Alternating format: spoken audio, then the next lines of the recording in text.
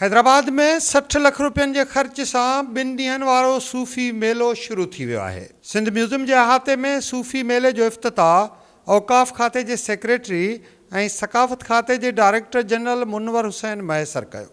मुनवर हुसैन मयसर जी दावा आहे त 60 लाख रुपयनि जे ख़र्च सां लॻल सूफ़ी मेले जे सरगर्मियुनि जो असरु करोड़नि रुपयनि जो हूंदो ऐं उन्हनि सरगर्मियुनि सां शिदत पसंदी खे ख़तमु करण में मदद मिलंदी। तव्हां ॾिसी रहिया हो त जेका आहे न जेको हीउ सिंध में कल्चरल एक्टिविज़म शुरू थियो आहे अल्हम्दुलिल्लाह, जेको पूरे पाकिस्तान में फैलिजी वियो आहे ऐं पूरी दुनिया ते फैलिजी वियो आहे। तव्हां ॾिसो था अॼु जेकॾहिं कैनेडा जो वज़ीर आज़म बि सिंधियुनि खे मुबारकूं थो ॾिए त उहो उनजी पंहिंजे तहज़ीब जी फतह, उहो उनजी सक़ाफ़त जी फतह, हीअ उहा क़ौम आहे, उहा धरती आहे जेका हज़ारनि सालनि खां वठी तहज़ीब जी माउ रही आहे। सिंध धरती जेका आहे उहा तहज़ीब जी माउ रही आहे। तसवुफ़ जेका आहे उहो ईअं करे सघूं त हिन तसवुफ़ धरती मां ॼाओ आहे, धरती तसवुफ़ मां असांजी मां ॼाई आहे, अमन जी धरती आहे। हिन तशद्दुद पसंदी जे दौर में ज़रूरत आहे अहिड़ा सुफ़ी मेड़ाकन करण जी, अहिड़ियूं एक्टिविटीज़ करण जी, ताकी शिदत पसंदी खे बुझो अचे ऐं तसवुफ़ ऐं अमन ऐं वहबतूं क़ाइमु थियनि।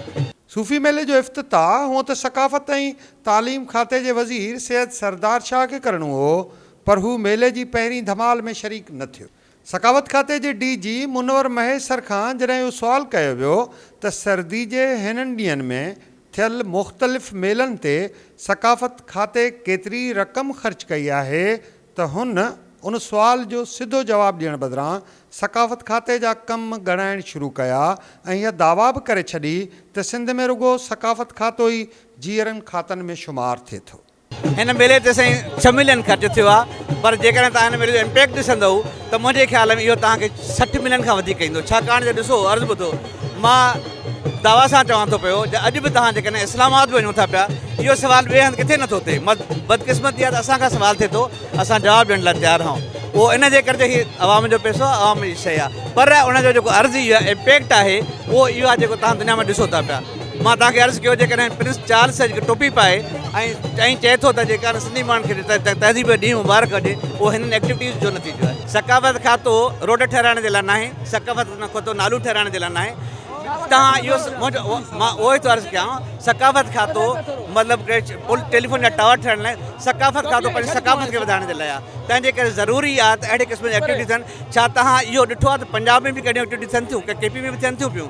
तव्हांजो हिकिड़ो ई खातो आहे सक़ाफ़त, जेको हिन ज़िंदा, जेकॾहिं तव्हांखे सॼी सिंध में फिराए फिराए काथे नज़र ईंदो आहे, सक़ाफ़त खातो आहे। सूफ़ी मेले में हज़रत शाह अब्दुल लतीफ़ भिटाई, हज़रत सचल सरमस्त, कलंदर लाल शहबाज, शाह इनायत शहीद ऐं औलिया सुल्तान बाहू जे दरगाहनि वारनि पैनाफ्लेक्सनि जा स्टेज जोड़िया विया आहिनि। इन्हनि दरगाही स्टेजनि ते राग रंगत सिजलथे खां अॻु ई शुरू कयो वियो हो, पर उते माण्हुनि जी एतिरी रश नज़र न आई।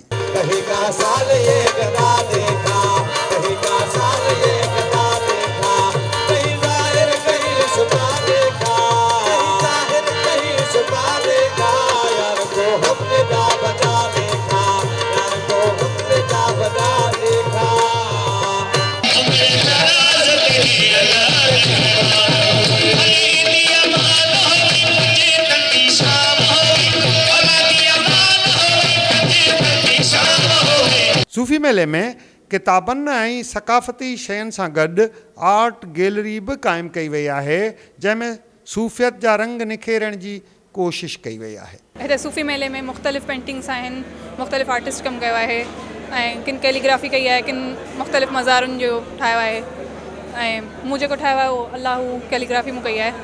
जेके सूफ़ी दरवेश हूंदा आहिनि उहे सिर्फ़ु अल्लाहू अल्लाहू कंदा आहिनि, दुनिया खां कटियल हूंदा आहिनि, सिर्फ़ अल्लाह कंदा आहिनि, त उहो मूं शो करण लाइ सिर्फ़ अल्लाह वारी कैलीग्राफी कई है। हमने जो है यहाँ पे गैलरी में आर्ट एग्जीबिशन हुआ है और हम जो है हमारी भी यहाँ पे पेंटिंग डिस्प्ले हैं। सूफ़ीज़म से रिलेट यहाँ पे सबने पेंटिंग्स बनाई हैं, सूफ़ीज़ बनाए हैं, मस्जिदों पे भी पेंटिंग्स बनाई हैं। यहाँ पे काफ़ी स्टॉल्स भी लगे हुए हैं और यहाँ पे रक्स और ये धमाल वगैरह भी यहाँ पे बहुत कुछ होगा। मां सम्झां थो त सिंध सूफ़ी मेलो जेको आहे इहो शुरू खां वठी जंहिं तरीक़े सां खे माण्हू जी मोट मिली आहे, अॼु जेको मेलो थी रहियो आहे उन मोट जो ई सिलो आहे ऐं इहो सॼो क्रेडिट असांजो मुनवर मयसर साहिबु आहे, जंहिंसां शुरू खां वठी असीं गॾु रहिया आहियूं ऐं नुमाइश बि हिसो रही आहे। अॼु जी जेकी पेंटिंग एग्ज़िबिशन आहे हिन में तव्हां ॾिसी सघो था त institute of art and design Sindh सी जाम शोर जा न रुॻो उस्ताद बल्कि उन जा शागिर्द शागिर्दारियूं जंहिं तरीक़े सां सूफ़ीज़म खे ऐं दरगाह जे हवाले सां या असांजा जेके सूफ़िया कराम जो कलाम खे हुननि पेंट कयो आहे, तस्वीरूं ठाहियूं आहिनि ऐं उन शइ खे पेश कयो आहे। ॾिसंदड़ यकीनन इन मां महसूसु थियनि था हिकिड़ो मैसेज खणी था अचनि पिया।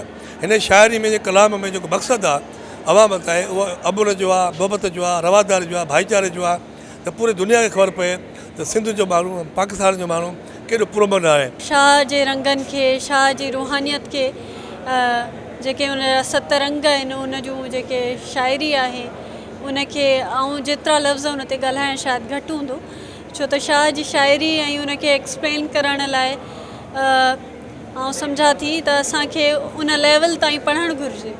असांजी न्यू जनरेशन खे उन हवाले सां तमामु घणी महिनत करणु घुरिजे ऐं अॻिते वधणु खपे। असांखे एॾो वॾो सुठो प्रोग्राम जेको आहे ॾिसण लाइ मिलियो। अॼु जेको सिंध सूफ़ी में पहिरें जेको आहे धमाल जो सेगमेंट थियो, जंहिंमें तमामु जेको आहे हैदराबाद जा जेके माण्हू आहिनि उहे अची रहिया आहिनि ऐं जेको आहे तमामु इंजॉय करे रहिया आहिनि इन सूफ़ी मेले खे। माशाल्लाह सिक्योरिटी जा इंतज़ामात SSP साहब तमामु बहितरीनु कया आहिनि ऐं मेलो जेको आहे तमामु ख़ूबसूरत तरीक़े सां हली रहियो आहे ऐं मां बि हिते हाणे अटेंड कयो इनॉग्रल सेशन ऐं जेका इफ़्तिताही जेका धमाल उहा बि ॾिठी त अल्हम्दुलिल्लाह ॾाढो पीसफुल आहे। माण्हू ॾाढे मोहबत ऐं प्यार सां वेठा आहिनि ऐं ॾाढो डिसिप्लिन बि आहे ऐं दुनिया खे हिकिड़ो पैगाम वञे थो असांजी तरफ़ खां कि सिंध जेका आहे उहा सूफ़ियुनि जी ज़मीन आहे, प्यार ऐं मोहबत जो पैगाम आहे हितां जो। हैदराबाद तोड़े कराची में सर्दी जे हिननि ॾींहंनि दौरान मेला सकावत खाते जी फंडिंग सां थियनि था। उन करे उन रक़म जे ख़र्च बाबति थींदड़ सुवालनि ते कामोरनि खे चिड़ण बदिरां नरम लहजे में जवाबु ॾियणु घुरिजे त जीअं संदन लहजा लिकल राज़ पधरा न करे छॾी। कैमरामैन न्याज़ मल्हा सां गॾु फैज़ खोसो, टाइम न्यूज़, हैदराबाद।